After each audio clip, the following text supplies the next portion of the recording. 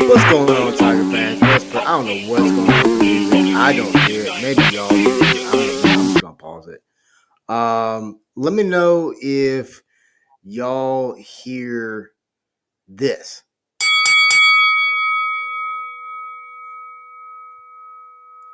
I don't know.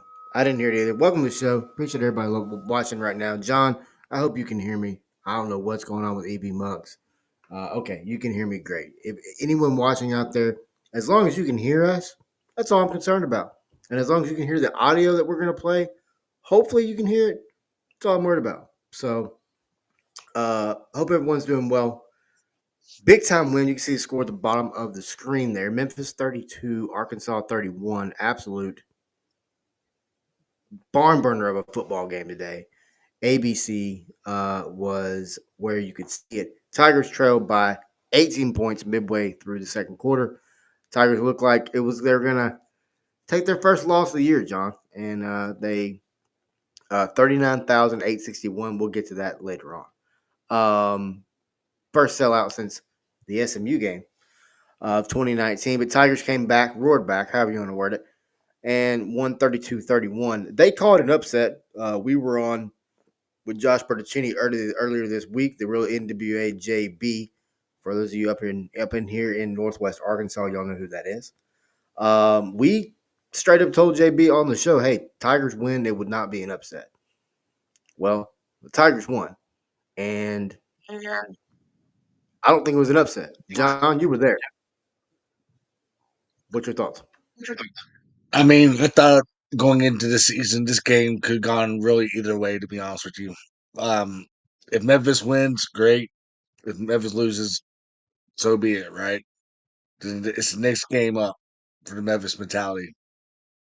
But going into this game, or going into this season, I really thought this game would be a toss up. It could go either way. Green under Bobby Petrino, we've seen it progress. But we'll talk about the game here in a minute. But overall, great win, great atmosphere, and what a great win to come back, like you said, from 28-10 down. And I missed that touchdown right before half due to reasons that you already know about. But that touchdown right before half was already huge to get a score right before half because you get the ball to start the second half.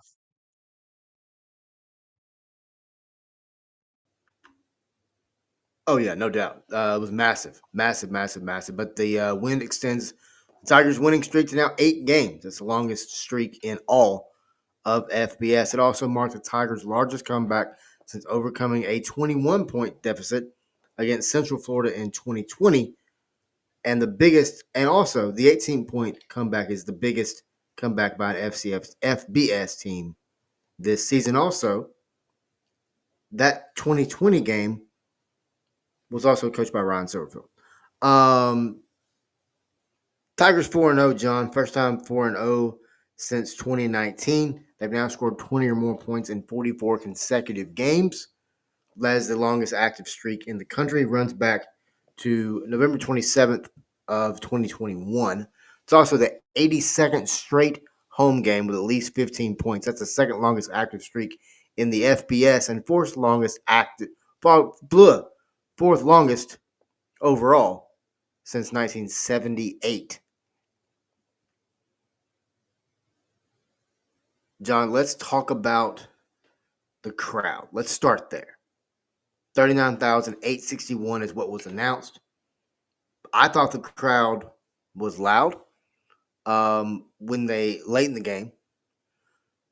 I thought, based on what I saw, looked like Arkansas brought fans, which we knew they would. But for anybody out there that thought this game was going to be a road game atmosphere for Memphis, sound like to me they were wrong on that. What do you know about that, John? I know you were in the stadium. Well, like you said, they announced 39,000, but according to reports I've seen from other people that watched the game on TV, they said it looked like a lot less than on TV. But I gotta tell them straight up, you gotta remember the TV's always showing one side of the TV on the one side for crying out loud, pretty much, right? The whole game. But to be honest with you, there's probably at least 34 to 35,000 fans there. I think because there was, like Blake Hogue said, there's a few empty seats in his section.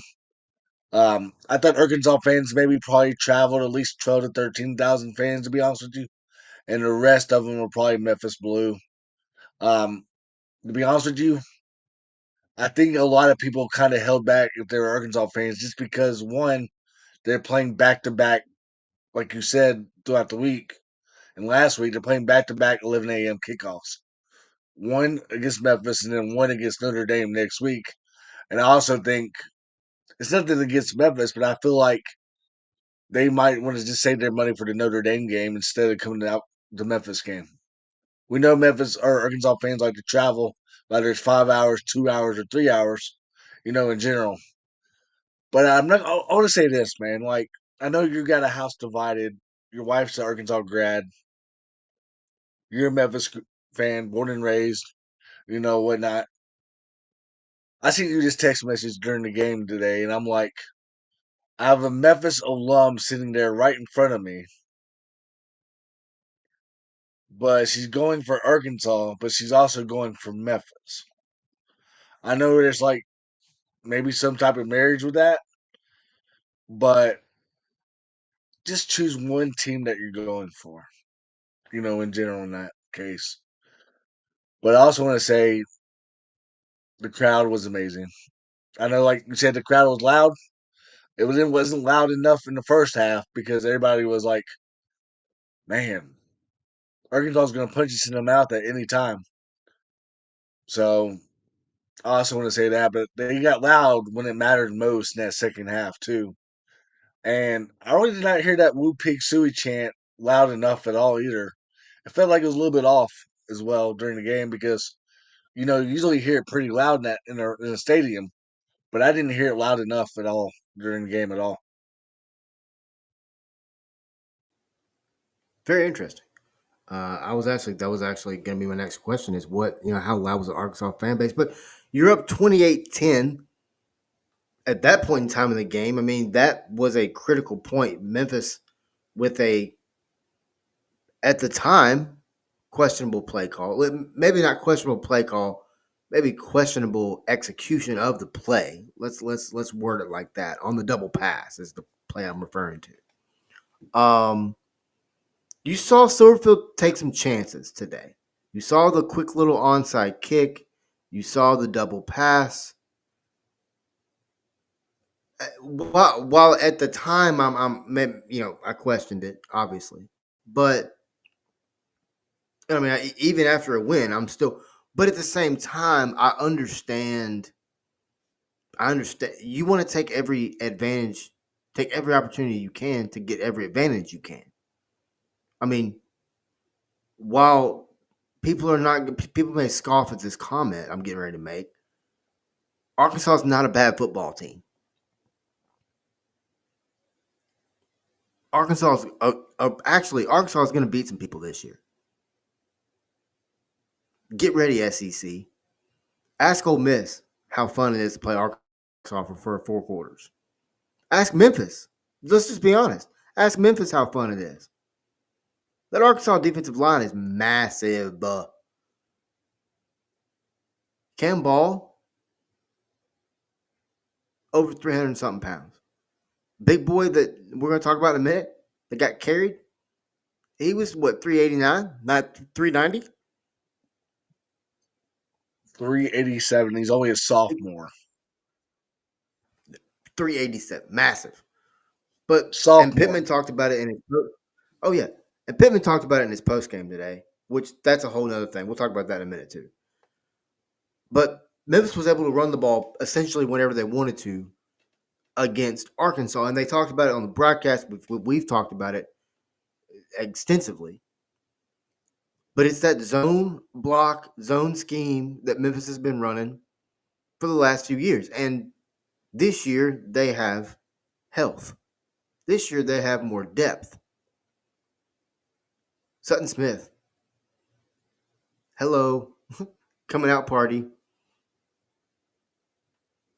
Career high 148 yards, go ahead 64-yard touchdown, which capped off a 4-play, 94-yard drive, by the way. We saw Greg DeWosier back. Brandon Lewis ran 103 yards. It was the most rushing yards by a Memphis quarterback in a game in the last 30 years, by the way. We've talked about it, John. How many times have we talked about a season of change, a season of embracing change? This Memphis offense is different. More importantly, this Memphis football team is different.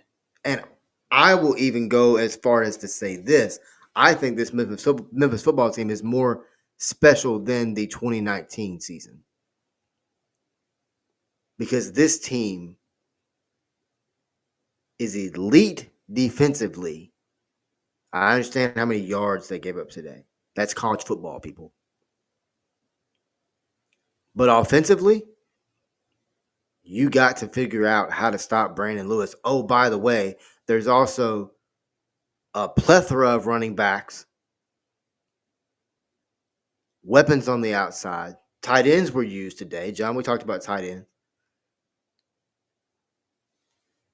But, John, the fans, the 39,000, the 34,000, the 35,000, the whatever was there, that needs to be every game. If that's every game for the rest of this season, another conference comes calling the Tigers and makes the Big 12 look really bad. Because if Memphis averages 34,000 per home game from this point forward, because guess what? From this point forward, it's just like Arkansas. That game has that much riding on it. You're in conference play. Right now, you're the leader in the group of 6 for the college football playoff. You can roll the tape back. We talked about that in June. But, John,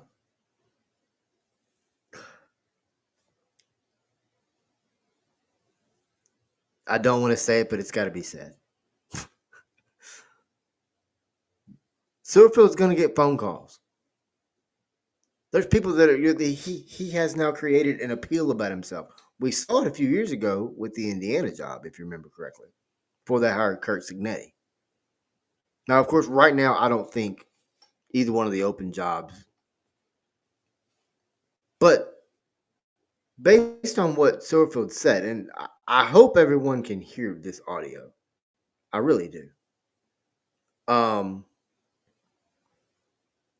But based on what Silverfield had to say,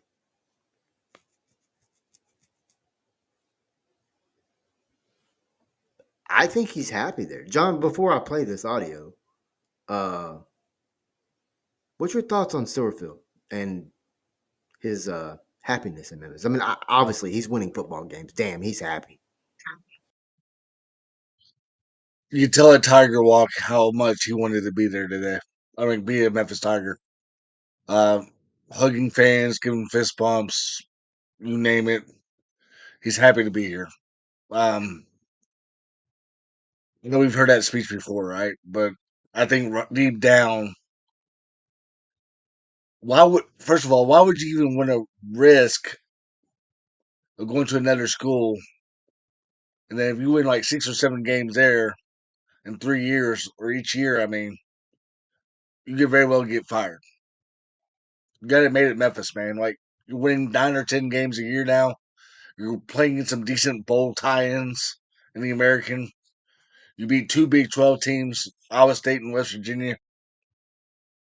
I know people are saying, well, he still hasn't won the championship game, but I don't care about that. Yeah, I do care about it, but I don't care because deep down, you want to against the Big 12 team like West Virginia and Iowa State. I know West Virginia had a losing record and whatnot, but still, man, like if this was like the early 2000s, I'm not trying to bash the team or anything like that, but you don't see that from this team back in the early 2000s. But this team right now is playing for each other. This team is playing for the coaching. and this team is playing for the fans. It for crying out loud. Also, I want to say this: if I say how I can say this correctly, this team loves Ryan Silverfield with a passion. Otherwise, you would have seen a lot more kids enter the portal the last couple of years and not be happy, at Memphis and whatnot. But you also got players that are coming in that transfer portal and making a statement like it did today. Like the offensive line, like you brought up, 290 rushing yards from a defensive line that averages at least 330 up and down that line. You brought up the double pass. I like the play call, but I feel like that pass was just a little bit short on that too. And then Lewis's interception, Oh, man, it was like definitely rushed. yeah. But Lewis did I like that deep ball, but also same thing. He kind of threw it a little bit short. But overall, I think the coaches played their coach. They coached their tail off today. That they knew that they wanted to make a statement for the American as well. People are still in the bash the Oh, American, no question. but hey, look at Tulsa last night, fans. Which we'll get to that later on. But Tulsa, man, like beat Oklahoma State. I know it's a down Oklahoma State team, but you go into Stillwater in a hostile environment and beat Oklahoma State. Yeah, I mean, That's my thoughts people on talk it. about Ryan Serfield. He's now 2-2 against SEC opponents, 5-3 against Power Four opponents since becoming the head coach in December of 2019. This is the first win against an SEC opponent since the Tigers beat Mississippi State 31-29. 4-0 against Power Four opponents in the last 4 games for Memphis. Memphis is 200. You talk about the rushing yards, John. 290 yards were the most in a single game since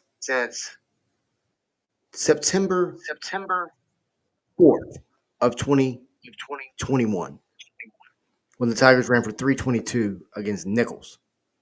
It's the most against an FBS opponent since 2019 when the Tigers ran for 325 against South Florida.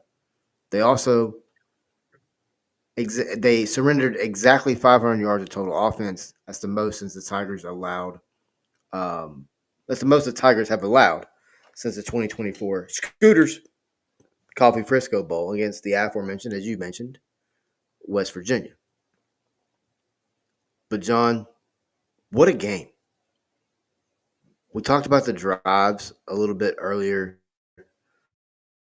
We talk about if you followed this program, and we have done more than follow the program, you know this team forces turnovers. That is what Memphis does. That is a key for this team. And if you don't realize that, then you haven't paid attention to this football team. I'm sorry.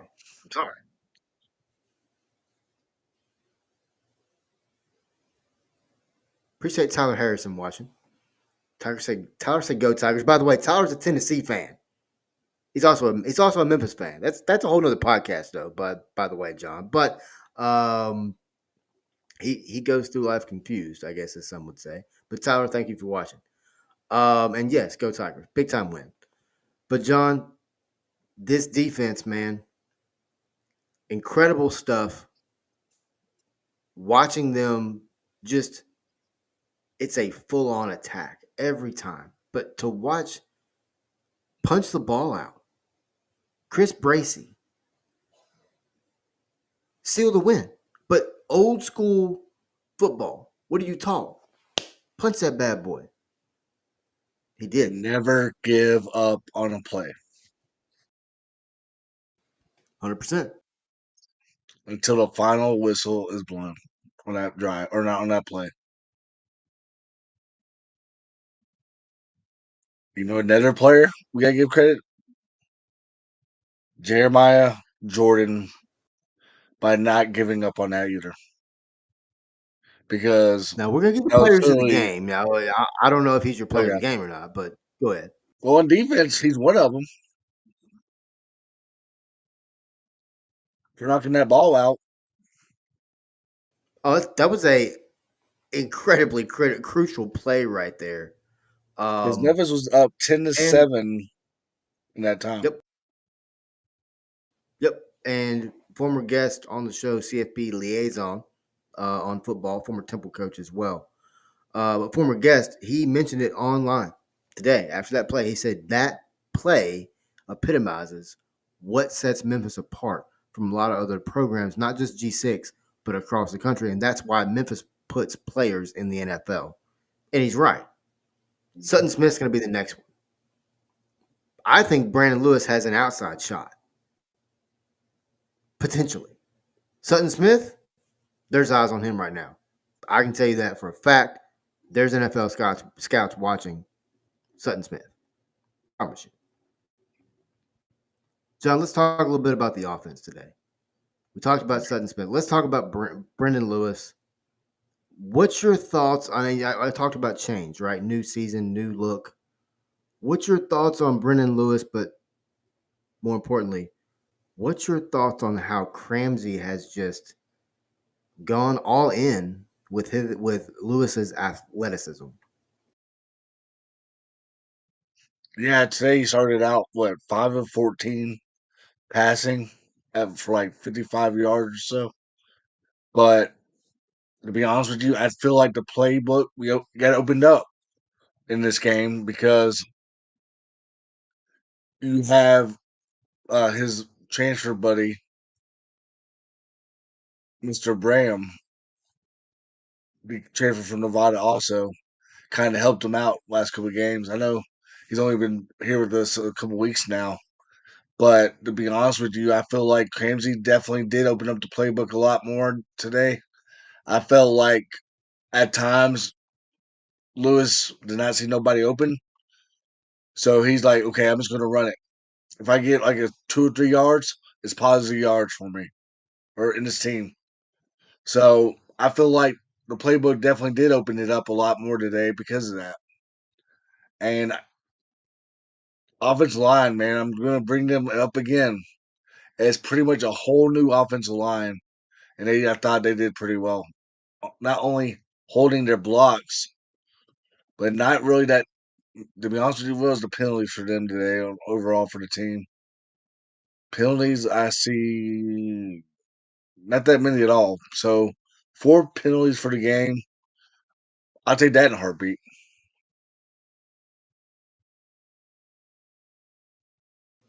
Yeah, you take that all day. And also, you talked about the offensive line.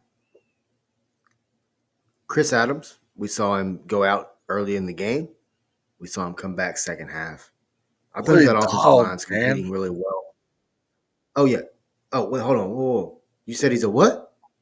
I said, what a dog to come back and bust your what off We and got say, Aiden hey, I'm Dennis, not giving up dog. in this game. Dodie Devon, dog. Sir Hale, dog. He scored 5 touchdowns against South. Dog. He's a dog. That's what he is. I really hope that you can hear the audio that I'm getting ready to play. It's Ryan Silverfield.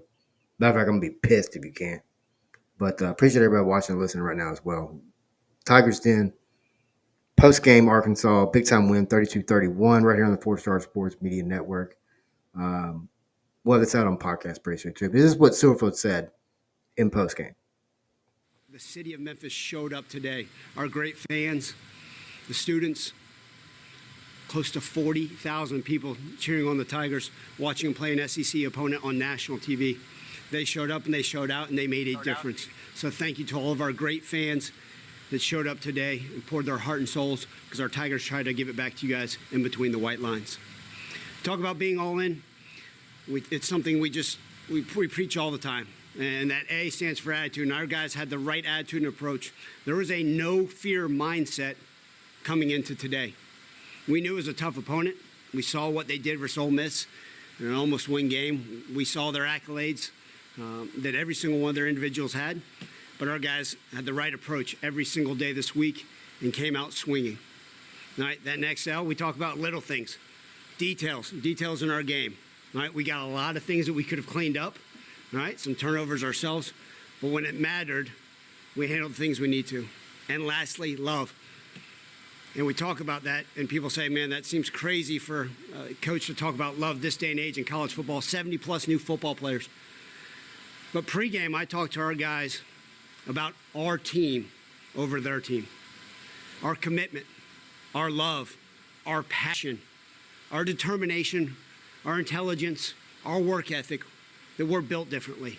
And ultimately, showed up in a win. And couldn't be more thrilled and honored and privileged to be the head coach here. The fact that we found a way to go 1-0 today, as you guys well know, we'll celebrate this one for a few more hours. I'll wake up pissed off because we got conference play and find a way to go 1-0 next week.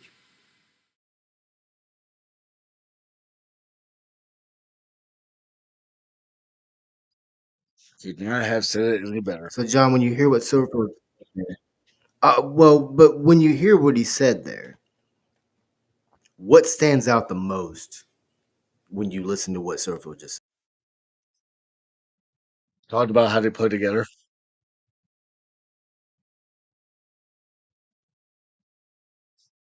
Hands down. It's been a brotherhood the last 2 years. Mine? Oh, 100%. But to his point, over 70 new players on this roster. My favorite, he said there was a no fear attitude from the football program. That tells me this team, this program, top to bottom, from Ed Scott down to the people that clean jerseys, whoever, this Memphis football program is locked in. And I'll say it again. When you look across the landscape of realignment across college athletics, when you look at the campus of the University of Memphis, the Memphis Tiger football program is on the front porch.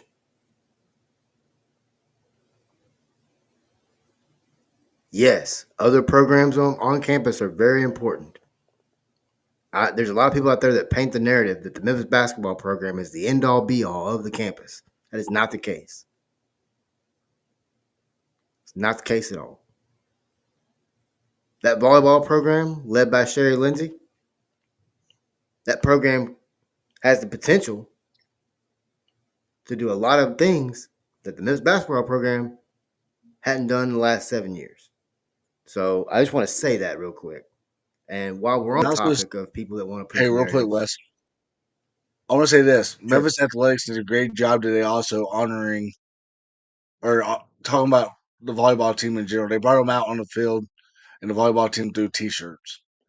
I'm glad the university is keep on doing that as well. Like you said, bringing other teams onto the field and doing something for the university. Um, they're doing a great job by promoting other sports as well by getting them on the field and doing stuff like that too. So I just want to say that.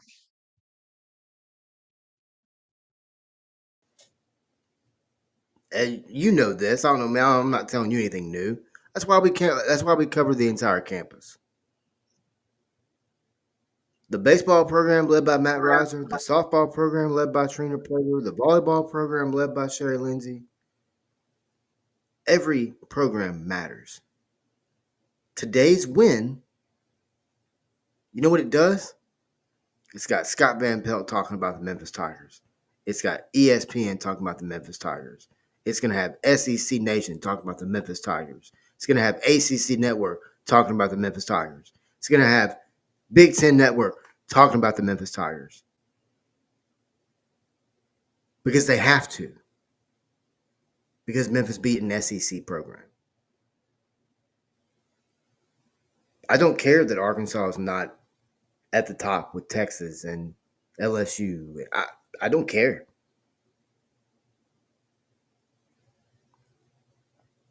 Doesn't matter to me. What conference are they in? The SEC. The one that, no offense, it just means more. Well, today, It meant more to Memphis. And like Silverfield said, hey, there's not long to celebrate before you get pissed off and you get ready for the next game. But you accept the national. We talked about it. This game deserved national coverage. This game deserved national eyes. This game deserved the national spotlight. And every single game across the country, every single halftime across the country, you know what you're going to see? Memphis 32-31 over Arkansas.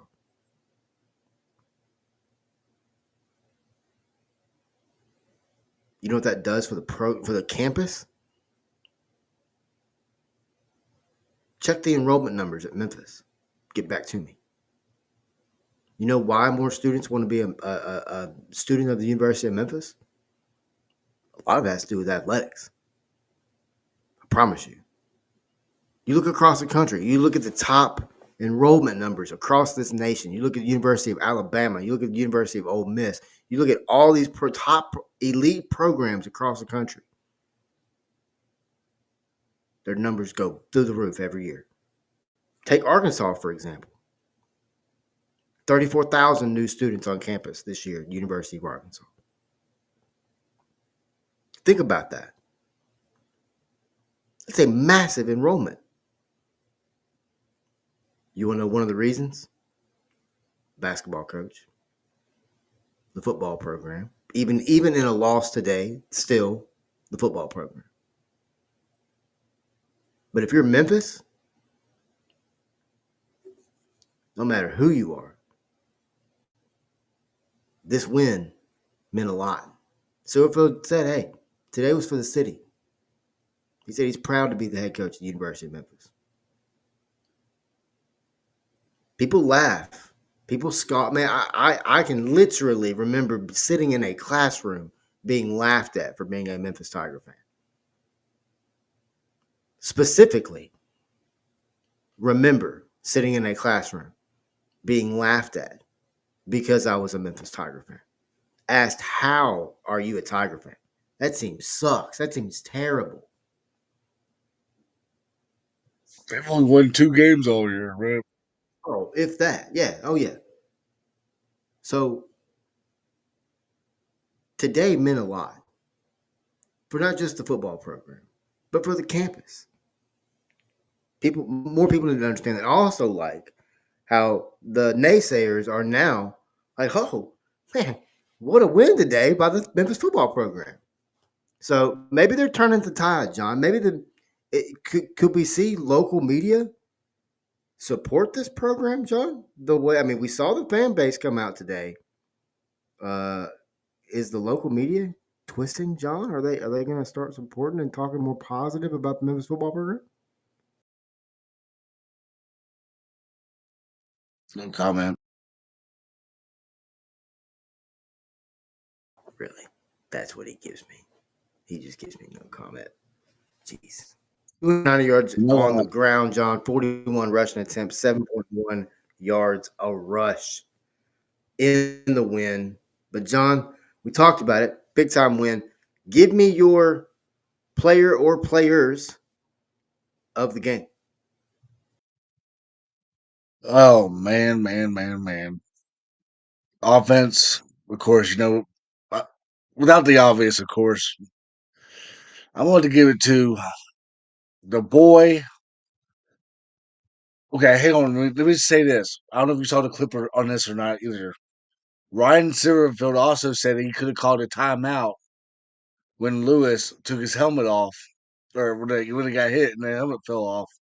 He could easily brought Lewis back in after calling a timeout if he wanted to. But he said in the post game interview, if I'm not mistaken, he's like, you know what?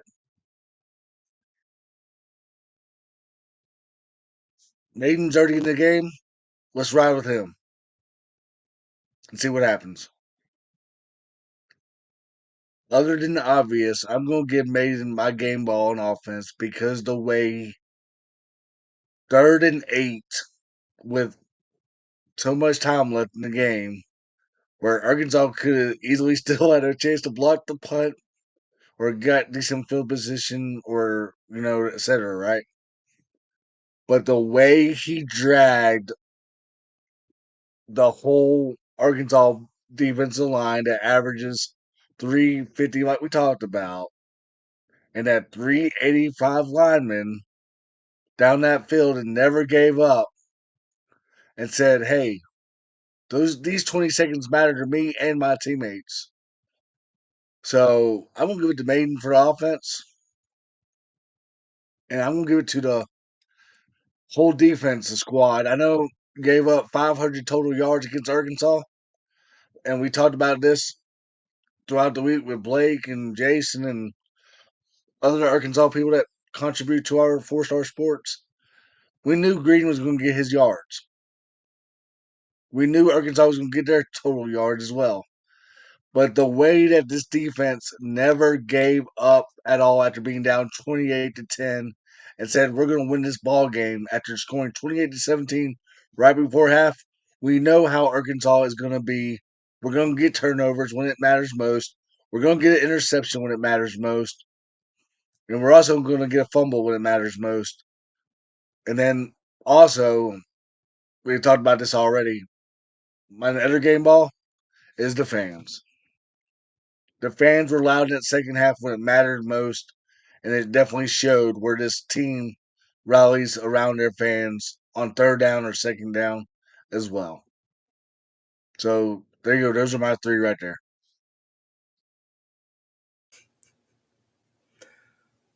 Love it. Love all of them. And to your point, the confidence shown today in Maiden should squelch any naysayer when the quarterback decision was made before the first game. And for anyone out there that's like, oh my God, AJ Hill didn't come on the game, you should have seen. Stop it. After what I just saw today, there's a real competition. Maybe there's not a competition for number 2. And secondly, after what I saw today, if he has to come in, I have confidence. I have confidence. You know why I have confidence, John? Because Silverfield has confidence. That's why I have confidence. Because that man gets paid a shitload of money to be a good football coach. A lot more than I make, for dang sure. I gotta give it to Brendan Lewis, man. I got a couple offensively. 50% passing, 199, one touch, one tutty, as the kids say, one pick. But on the ground, if Sutton Smith doesn't have a breakout game, Lewis leads the team rushing again. He was the leading rusher, 16 rushes on the day. 103 yards. 2 touchdowns rushing, by the way. Long of 22, and that long of 22 was pretty. An average of 6 yards a rush. Now, yes, Sutton Smith had the big 64-yard run, but he had an average of 12 yards a rush. Memphis averaged 7 yards per run, as we talked about earlier on the game.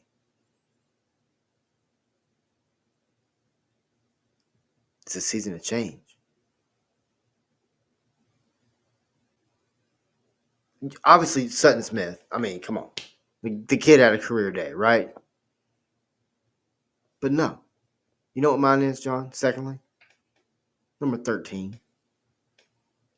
He's back, and I like what I saw today. He's a good kid. Greg DeWosier Jr. And yes, folks, I am saying that last name correctly. It's Greg DeWosier Jr. It's not DeRoziers. It's DeWosier. 9 rushes, 32 yards. And people might go, well, he didn't even do anything. 9 rushes, 32 yards? Yeah, he did something. Busted his butt when it matters most. Bingo. Greg DeWozie. And then defensively, man, I got to go with Kamari Wilson. Leading tackler on the day for the first time this season at 8 tackles. Matched his career high in tackles, by the way. Secondly, behind him was Drew Watts. Drew Watts is just, that guy continues to just fly around the football field. He had 6. Also, as well as Sam Brumfield, Chris Bracey, and Jeremiah Jordan, the aforementioned Jeremiah Jordan. Those guys had 5 stops. Marion Cooper, Jaden Dennis, and Rosal Jr. all had 4. But incredible stuff today, man. The defense played lights out.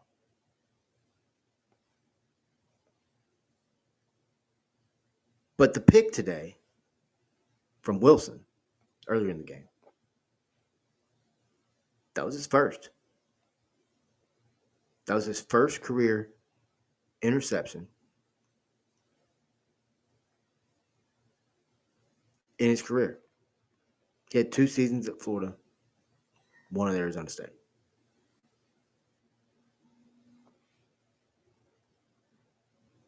And I also got to give a attaboy. By the way, I think I want to start doing some attaboys on some shows too. I think I just like that idea. I got to give an attaboy to a guy that a lot of people are forgetting about, but I'm telling you right now, don't forget about it. Marcelo Bussey. He only had 1 catch, but that 1 catch was crucial. 40-yarder. Big time catch. You talked about Bram, John. Him and Lewis have now connected for a touchdown in 6 different occurrences. 4 when they were with Nevada, and now 2 with the Tigers. People questioned, oh my God, who is this guy from Nevada? And I'm going, what? Do y'all not understand these guys have snaps with each other at the D1 level of football? Like, reps are priceless. Game reps are even more priceless. That's a hell of a point on Maiden, by the way, John. Big yawn there. But hell of a point by Maiden. Because I just said it, reps are priceless. You put him in the game in a situation that is a pressure cooker. 3rd and 8. You got the lead.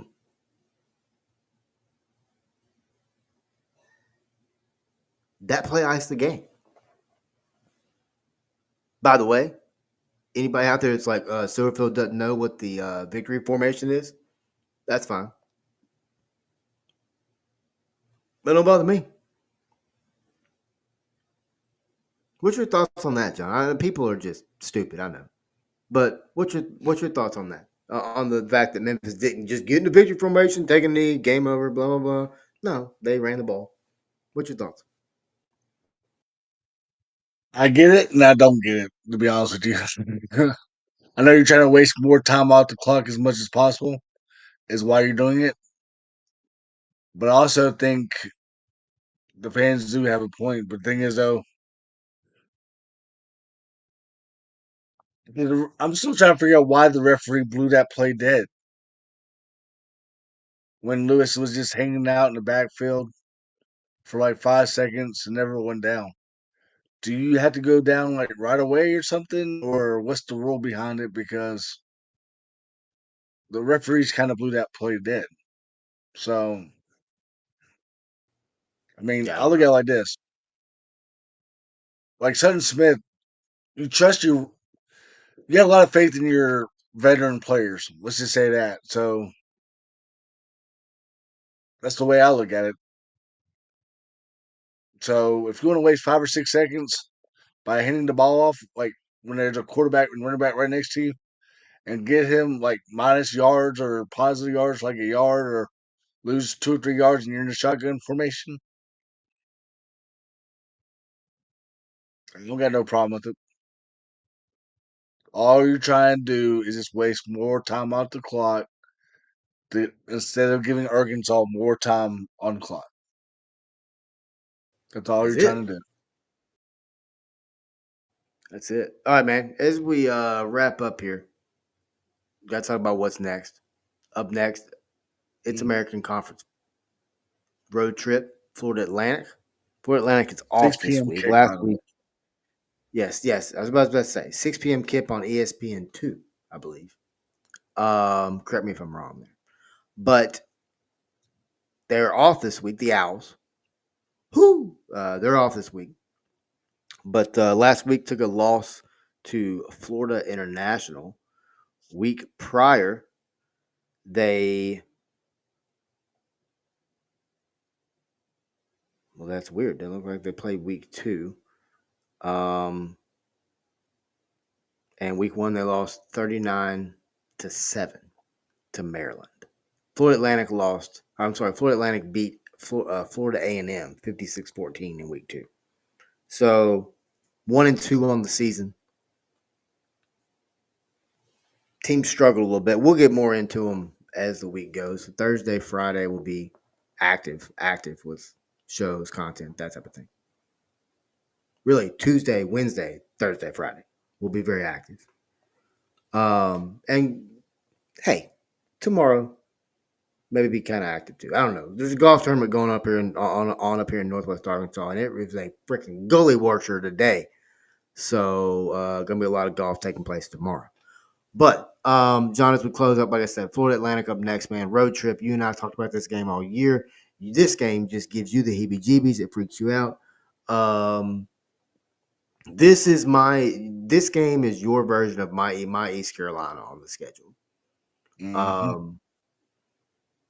6 p.m. I like that. I got no problem with that.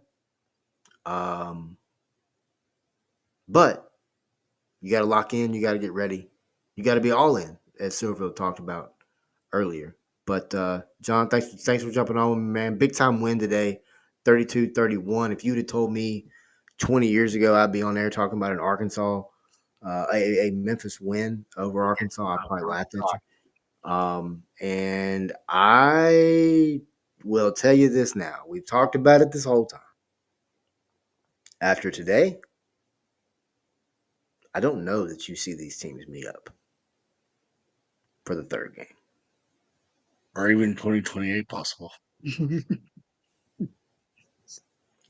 He said it, I didn't, folks. But appreciate everybody watching and listening. Like I said, I threw up the little viewer thing at the bottom of the screen for those of you watching live. But we'll get this thing posted up over on social media. And before we go, we got to give a shout out to all of our brand partners. And we'll start with Sportsbox Company. Sportsbox Go. Head there now. They give you a monthly subscription to the best gear, training aids, and more for your little kids as they play all their sports across the platforms: hockey, lacrosse, volleyball, football, basketball, baseball, softball. Sportboxcode.com/4star sports for more information. And I cracked one open up earlier, a Athletic Brewing ice cold beer. Had to drink me a celebratory win. John even sent me a message earlier, said he wanted to go get a non-alcoholic beer, and the first message back from me was, obviously, go get you an Athletic, because it's the best athletic. It's the best non-alcoholic beer in the country. They are the nation's leader. They're the number one brewer of non-alcoholic beverages in the nation. They've got a place in Stratton, Pennsylvania. They've got a place in San Diego, California, and they're in all Walmarts all across the country. Go get you some. Now, they got an Oktoberfest beer right now that is so good. So good. But head over there now, athleticbrewingco.com/4star sports. And if you're looking for tickets, folks, hey, Notre Dame, Arkansas next week. You're looking for tickets, head over. You're looking for Memphis, Florida Atlantic. If you're looking for tickets, head over to SeatGeek now. Go in there, create you a login. When you do, find you any ticket, $50 or more. Type in promo code 4-Star Sports Media, and when you do, you'll save $20 off that ticket purchase. I promise you, it will work. CBD for life. Head over there now, cbdforlife.com/4-Star Sports, and also we will have promo codes up on screen, well, up on our social medias as well. But head over there now. We've got a Gel 10 code for you now for some incredible topical creams that will help you keep your mobility in hands, knees, any of the little joints in your body that hurt. You know, like when you get out of a chair and you make noises, or like me right now, I did something to my groin and it just hurts. It's painful. It's painful. It's painful. You got to do something about it. It's painful. God, what a speech by Tommy West. Yeah. And then head over to Fanatics, John. Gear, like, I mean, you're not going to find this. This is a vintage hat, though, folks, by the way. You're not going to find a vintage hat on Fanatics, but you will find the hat John's got on right there at fanatics.com. Head over there now. Rep your Tiger swag. Head to Fanatics to do it. Fanatics.com. We will have a customized QR code for Fanatics. And as we fly off, with Southwest, head over there now, southwest.com. Now, I was informed recently that there is some changes coming. We will keep you abreast as to what the changes are with the bags and stuff. But John's laughing over there. But southwest.com, head over there now to book any flights. You want to come over to Arkansas, see the Hogs play the Fighting Irish. That's fine. Go to southwest.com. You want to fly down to Florida Atlantic to see the Tigers take on the Owls. That's fine. Do that. Take off down there. You want to fly all across the country. You want to fly over to the American Athletic Conference basketball, which is coming up next month in October. You want to fly out there? Jump on a flight. Do it Tiger style, which is always the winning way. Head over to southwest.com now for more information. But, John, once again, man, thank you for coming on. Appreciate you as always, brother. Big time win today. Memphis Tigers get the win 32-31 over the Arkansas Razorbacks. Tigers now lead the overall series 4-2 in the all-time and big time stuff. 4 consecutive victories over SEC opponents as you add Arkansas to the list that includes Mississippi State in 2021 and Ole Miss in 2015 and 2019. Thanks for everyone watching and listening. The show has gone a little long. It's fine. I don't care. But thank you everyone watching and listening. As always, folks, go Tigers.